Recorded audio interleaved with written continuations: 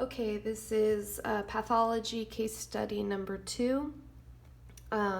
Today's date is 7/31, 2020. The exam to be presented is a chest x-ray to view, modality x-ray. Date of the exam is 7/21/2020. Reason was shortness of breath. Projections performed a PA and a lateral. It's a female, 72 years old. She was ambulatory. And the pathology diagnosis is the indication was pulmonary coccidioidomycosis. Findings was diffuse infiltrates. It was worse in the right middle lobe, about right here. The left upper lobe, I'd say about this stuff right here, coming up here, and it just says worse on the right, so this right here. Follow-up suggested till resolution to exclude underlying masses that may be obscured by the pathology. The patient has a mild cardiomegaly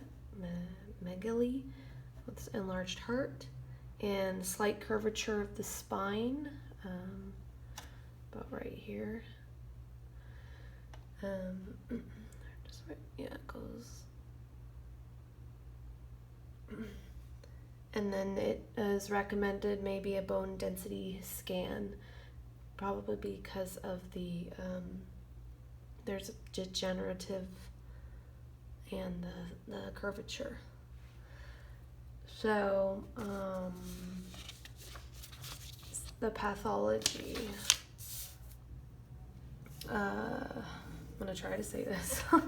Pulmonary Coccidioidomycosis, which is also called valley fever, is commonly contracted in Kern County, where valley fever, it already exists.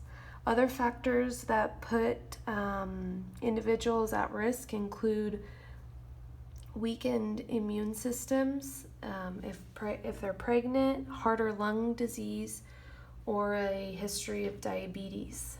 Acute forms of valley fever usually will get better without any complications. However, relapses may occur. Having chronic long-term valley fever, or a person with a weak immune system may require antifungal medication for months or even years.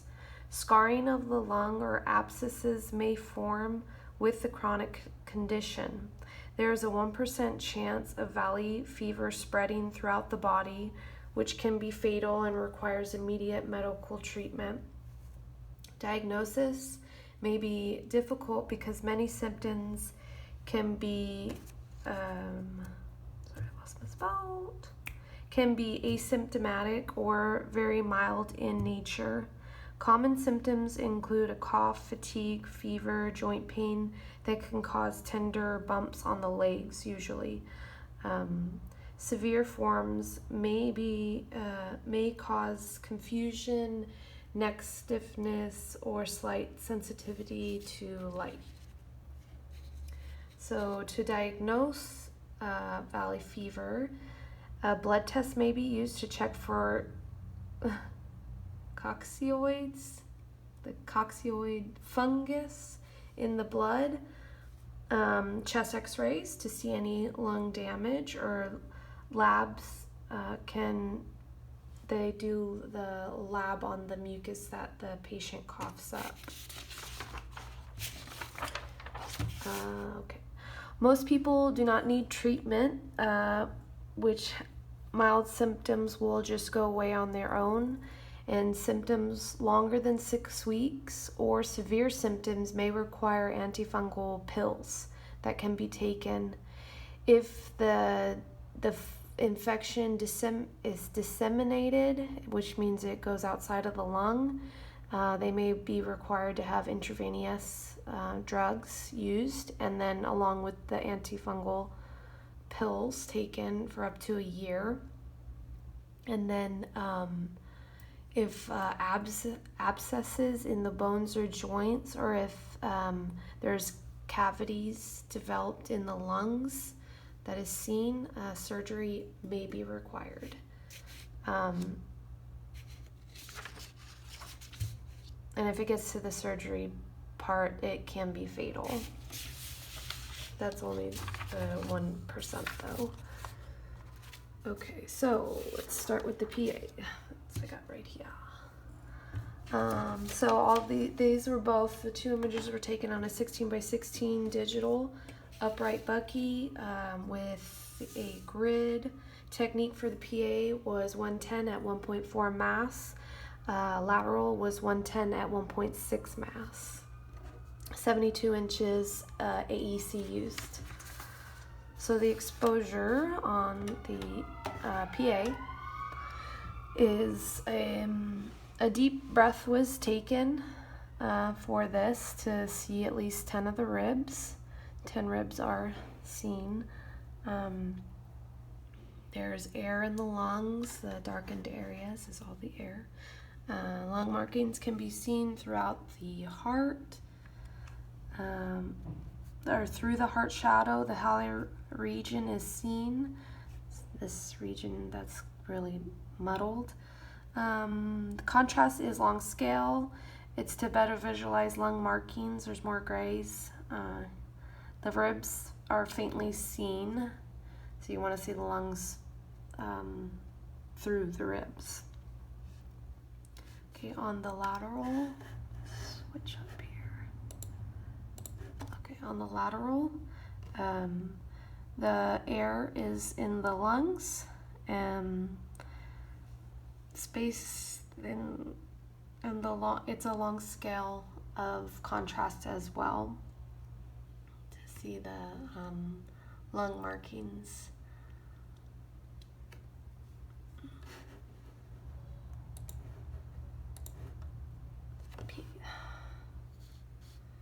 Okay, so positioning for the PA.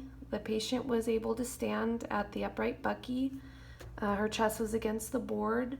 She raised her chin to clear it from the apices, and her arms were placed around the IR.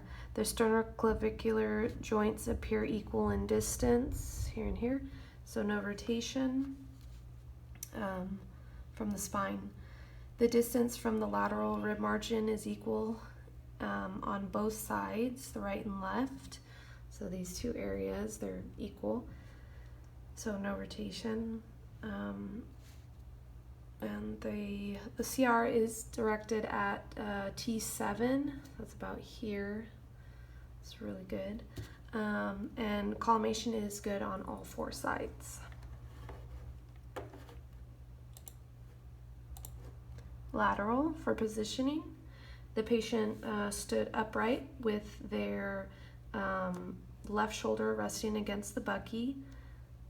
Arms were raised as high as she could to move them out of the way. She couldn't raise them too high, you can see right here, but they're still out of the way. She is slightly rotated. You can see her posterior ribs are not completely superimposed. It's not enough for repeat. It's not repeated.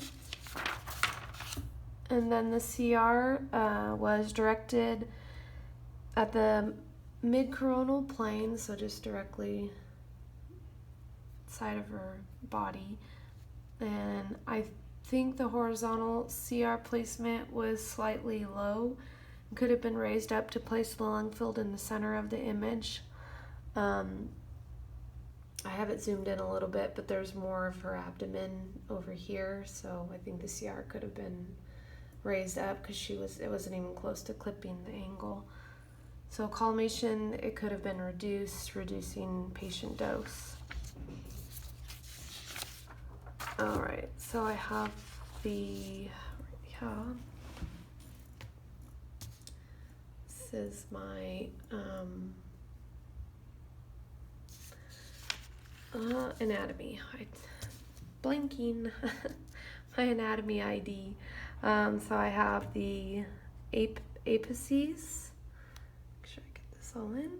I have the apices. I have the clavicles. I have the hilum. These areas right here, hilum. Aortic arch right here. This is the heart shadow, and you can tell it's enlarged. And then both claustrophrenic angles right here. And then I have my lateral view.